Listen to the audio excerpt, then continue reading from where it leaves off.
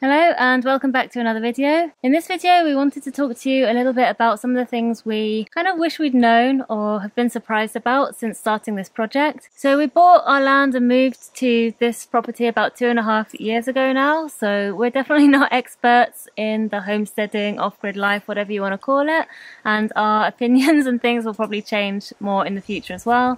But these are just some things that kind of challenged our expectations or have been slight surprises in the last 2.5 years. And we thought now was a good chance to sit down and chat about a few of them. So that's what we're going to do in this video. So the first one is about the cost of materials, the cost of starting up. Obviously it depends a lot on what kind of property you buy, but for us that we sort of bought an empty house that needed some renovations and basically an empty land that didn't have an established gardens or established trees or structures, any kind of infrastructure. Yeah, we've found that over the last 2.5 years, any spare money that we have, which is not a lot, we've spent it on materials, whether it's like from screws and nails to tools to pipes and wood and bricks and cement bags. It adds up so much more than you would think. we could spend infinite amount of money on materials, and also it's a hard thing to take into account. It's hard to calculate this, especially if you don't have experience doing all of these projects, because you are not sure that what you bought is the correct thing, so you might have to rebuy things or buy things that you can't change, and then you're stuck with materials that you don't have a use for. Buying wrong tools, using tools wrong and they break and you have to buy them again. Yeah, well, also just starting from nothing. Like, we moved countries and we came with no DIY tools. We hadn't owned a house with a garden before or had any of those tools or things that you might be bringing with you if you've done a renovation project before or you've done gardening before. Everything from the garden forks to watering cans we've had to buy from scratch, and it all adds up if you don't have anything already. Having said that, part of the reason we moved to Spain, to this particular area, was so that we would have a lower cost of living and be able to afford somewhere without rent or a mortgage. So we have more money to spend on that sort of stuff, but we're still so far away from being able to quit the rat race, as it were. We're still tied to a job that earns us enough money to live and to be able to purchase and invest in these things that we need. And I think maybe when we started, we thought maybe we'd be able to manage with a lot less money than we manage with sooner. Yeah. I'm sure one day we'll get there, but yeah, it's just something that we've kind of learned. So the second point is a bit related to what we were saying about not having experience. How much time everything takes, how much more time than you expect everything takes. On one hand, it's due to inexperience and not knowing what you're doing, and just almost everything that you're doing for the first time. So you're inefficient in how to handle tools, or you get tired because it's like movements that you're not used to doing, or it's just hard. Like, some things are just hard to do and they take time, even if you know how to do them. But and also if you don't have infrastructure in place to help you do those things. But like a table. yeah, like a good workbench, for example, that we don't have. But on the other hand, it can also be due to having too many commitments, and I'll explain this. So with an example. So we have some friends that they are focusing all their work in building their house, in construction, right?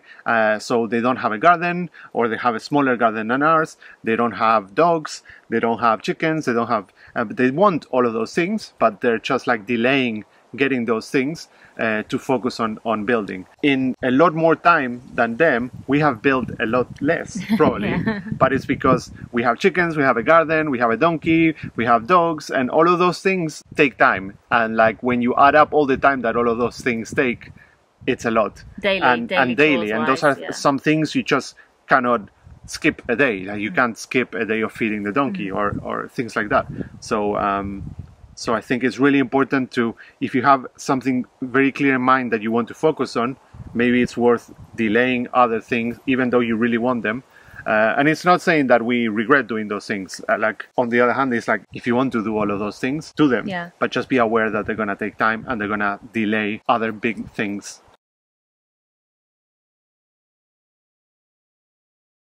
The next point is about where to / how hard it is sometimes to find stuff and services. I guess I couldn't have known this. There's no way I could have known where to find certain services before we came here and started. But the point is, you have to integrate into your local community and get to know people to know where to get things and where to find the services and the goods that you need. I came here thinking that I would be able to search for everything on Google and find the business that would be able to sell me the thing that I needed or give me the service that I needed. And I found no results on Google. And those services and stuff exist. They're just not on Google.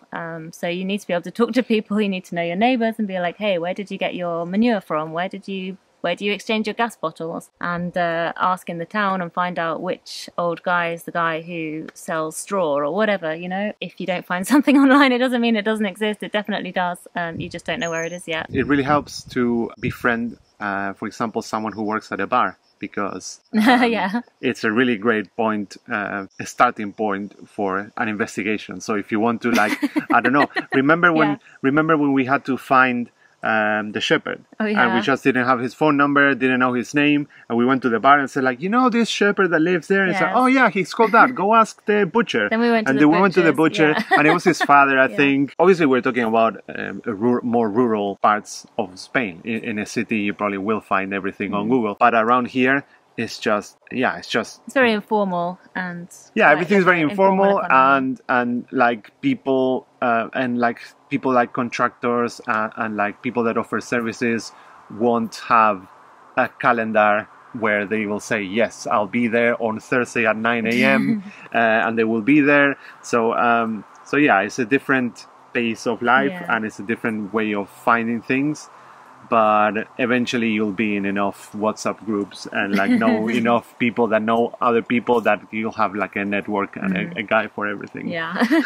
Obviously, when it comes to finding these goods and services and contracting services and getting people to do things for you, the better the communication goes, the better the whole experience is going to go for everyone. So one thing I think I did do quite well before moving here is learning the language. It does take some time and dedication to kind of master a language or become fluent in it, but I think a lot of people can think that is a little intimidating, but it can also be a lot of fun, and I think that's how I got quite good before we moved here. I did things that I really enjoyed and that I found fun.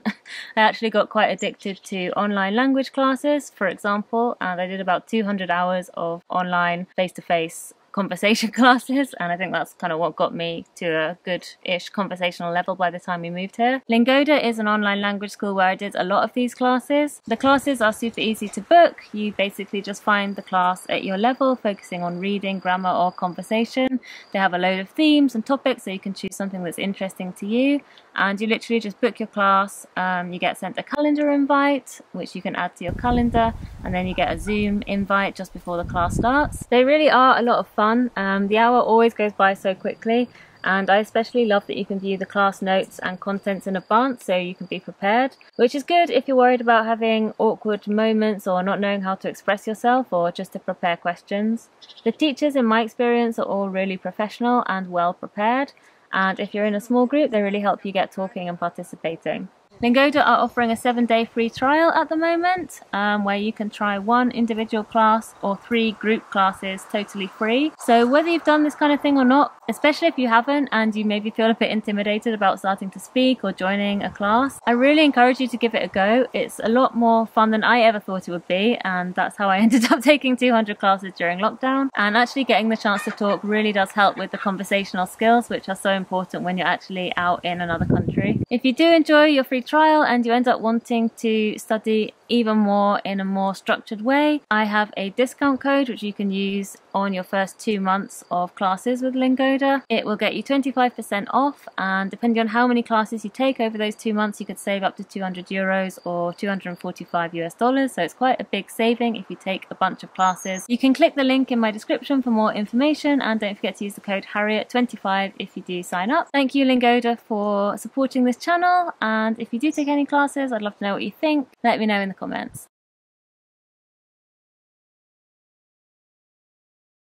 One thing I wish I'd maybe done a little differently before moving out here and starting this life is focusing a little more on the homesteading kind of skills that I would need or want to do here back when we were in the city. And I think really the point here is that you don't necessarily need to be in this environment, off-grid, have your own land, to do those things if you're interested in them. I think I kind of thought that there was no point canning or preserving food if it was just food I bought from the supermarket, but in reality I could have been learning those skills with supermarket food that I wouldn't feel so bad about wasting if it went wrong, and then I would already have those skills when I was here and I was trying to preserve my own food, and it would be really sad if it went mouldy or I did it wrong. And in so many other things as well. Like DIY skills. DIY skills, doing a little bit more of that sort of stuff for yourself, if that's the kind of thing that you're interested in. To some extent I did, but I think I had the attitude of waiting until I got here to start doing a lot of that stuff, when in reality I was interested in it anyway, and I could have done a lot more at home in the city and been a little better prepared, and also just done the things that I enjoyed doing without waiting. Yeah, it's good to come here already being quite good at something. And that's something that me personally I haven't done. Like everything that I've learned to do, I've learned it here. Maybe here it's harder, and maybe in the city I would have access to a woodworking course, or I would have access to like many other things. But just use the resources and the amount of like the diversity and the amount of like things that are available in cities to just learn the skills that you know that you want, or that just explore and see if you actually want it, because it's like if you don't like, I don't know, laying bricks, or if you don't like doing DIY or that kind of thing, well, better start saving to contract people that will do it for you. Jess from Roots and Refuge Farm, I'll link the video if I can remember which one it is, talks about this, and she has a really great phrase which I love, which is make your waiting room your classroom. So if you feel like you're waiting on something in your life, make it your classroom. That's a great way. That's a great way to think about it. Yeah. The next one is think about the reasons why you want to do this, and like don't think that the reasons that we think that are the right or the correct reasons for everyone. But like I think it's important to not romanticize, for example, life in the countryside. There's a lot of beautiful, peaceful things out here.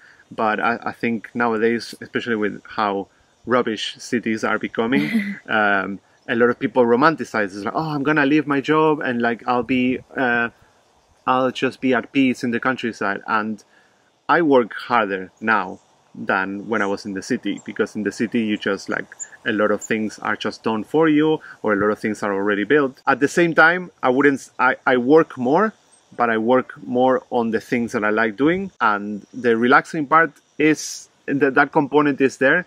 But if you're moving to a place where you have to do a lot of building, it's not that relaxing, because most of the time we're working. So I would say that know that you want those things. Be clear on what you want and like the reasons why you want to do things, but also like spend time differentiating between, is this like a romanticized vision of this? I guess watching videos like ours is a good way of seeing kind of we try to show what it's really like without romanticizing it too much. But having said that, until you've spent like day after day, for month after month, getting hot and sweaty and dirty every single day, getting up at the crack of dawn every day because there's jobs that need to be done at that time and it'll be too hot, or there won't be enough time if you don't do them. Until you've kind of lived like that, or really thought about what it's like to live like that, it's very easy to like romanticize what you see in the videos, because I do try and show the nicest parts. I do try and show the struggles as well. But in general, I'm trying to make a nice, enjoyable video and not be super negative all the time. Do you want to be dirty and sweaty and really tired every single day when it's like 35 degrees for all of summer because you've got stuff that you need to do? Do you want to just grow some of your own food? You can grow a lot in a small space. Do you really need 4 acres of land, or do you need a share in a community allotment to satisfy that need or that craving that you have? I think being aware of what it is that you really want is really important, because you don't have to go all in doing the sorts of things we're doing, the building, the renovating, dealing with a ruin, having the animals, having 4 acres of land to manage. You don't have to do all of that to satisfy maybe the thing that you want or that you're interested in. So I think related to that point, it is very common to romanticize and idealize a little bit, I think, this homesteading rural life. especially these days on social media. And I think it's very common to think, or to want to see that life and to want it for yourself, and to think that when you get that life, or when you buy that land, or when you're in that situation, you'll be happier and everything will be great. And I guess the point I wanted to make is that pursuing this kind of lifestyle, or whatever lifestyle it is that you see and you think you want to pursue, will not necessarily fix the things that you think it's going to fix. I think it's a very common way of thinking, this like better when way of thinking, you know, like I'll eat healthily when I can grow my own food, I'll start exercising when I don't have so much work on at the moment, I'll take time for myself when the kids are in school. You know, it's this kind of postponement of life, or of allowing yourself to do certain things or fix certain things in your life until an unspecified point in the future. And I definitely felt that with wanting to come out here and live like this and do this sort of thing. I didn't preserve food because I thought I would start doing it when I had my own garden and things like that. I thought that I would be so healthy when I'm growing my own food, but no, you still go and buy a load of biscuits and ice cream in the shop. I thought I would take things so much more slowly when I lived in the countryside. Not at all. I thought that I would take time to do more of the things that I love doing when I don't have a 9-to-5 anymore.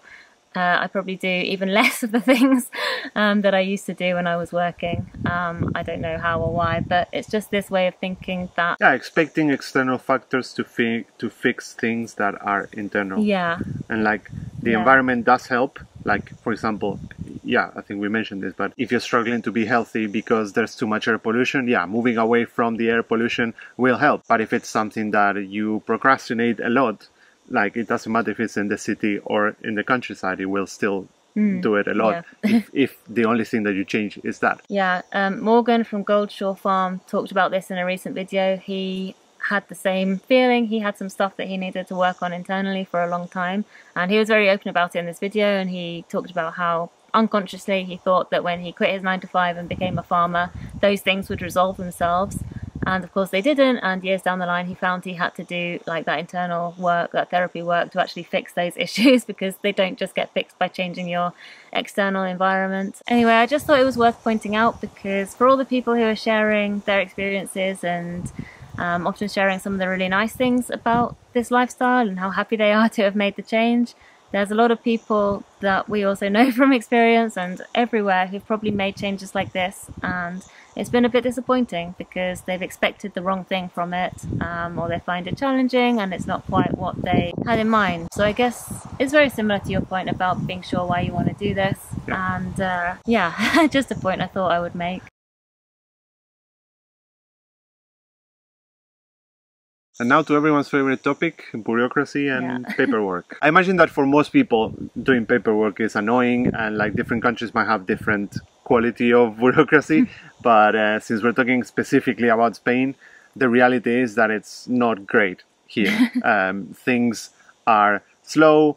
Communication sometimes is, I don't know, unreliable, even for someone who's a native speaker and has lived here for 20 years. You will have troubles with paperwork, and if you don't, you're super lucky. But we've had troubles with everything, and it's something that you can help mitigate a bit with preparation, but it won't be proportional. Like, you can't just like prepare it a lot and that will accelerate processes a lot. It's like, it's good to know what you're doing, but some things are slow. Some things are just complicated. Some things are depending on 2 different countries sending paperwork, and one arrives super quickly and one doesn't, and then you miss some deadlines and nobody explains to you that, or nobody gives you a reason why you can't just make that work. Like, there's a million stories, none of them are interesting, but yeah, it just will happen. Yeah, I think the point here is that, well, if there was one piece of advice I would give us in retrospect, it would be to contract a immigration lawyer earlier.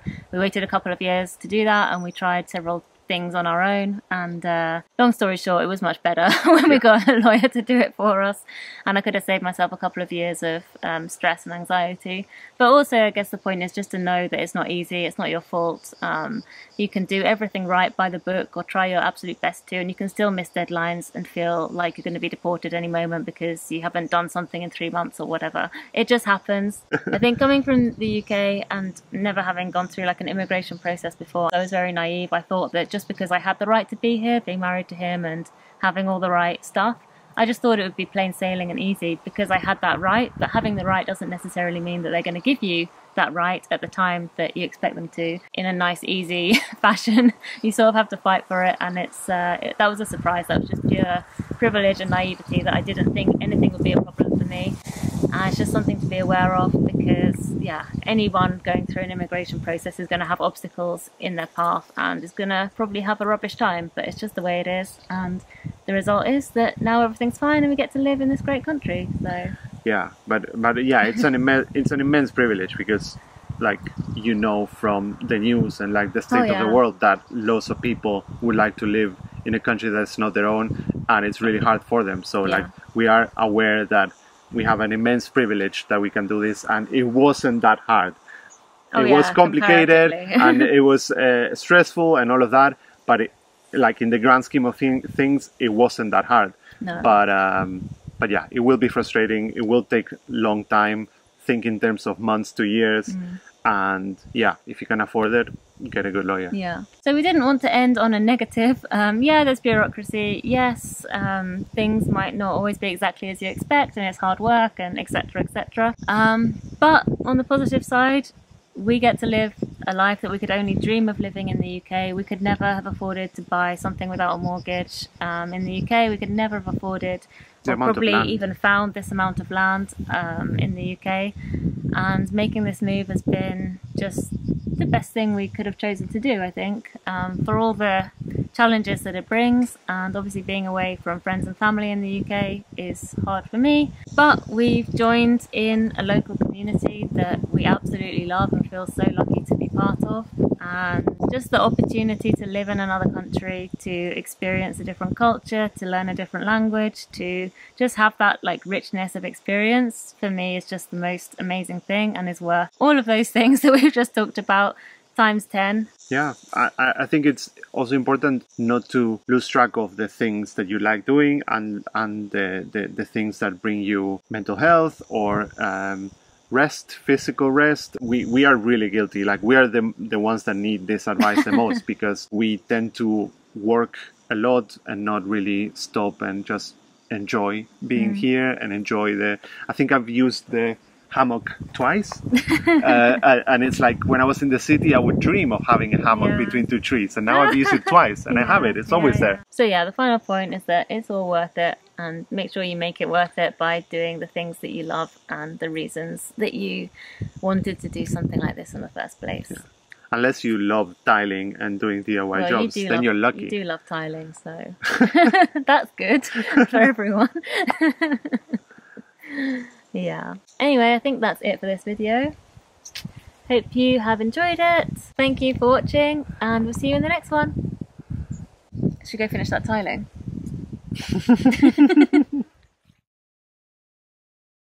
Please stop doing. Stop it. Just. Lingoda offer classes at group. There's a wasp. School which offers. There's a wasp on there. Come on, get off. And I definitely felt that with sort of envisaging when you envisioned. Envisioned is not. I don't think it's a word. Envisage. Envisage. Yeah. What was I saying?